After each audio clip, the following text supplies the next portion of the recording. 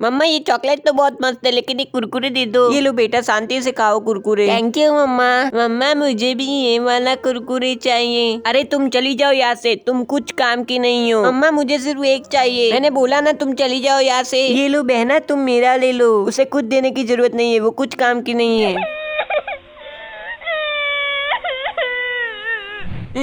मम्मा बहुत बुरी है, मुझे भी एक कुरकुरे का पैकेट चाहिए। अरे बहना तो रो रही है। ये लो बहना, मैं तुम्हारे लिए कुरकुरे लेकर आया। तू रो मत, चुप हो जा बहना। अरे तू ही मेरा सच्चा भाई है। Like and subscribe.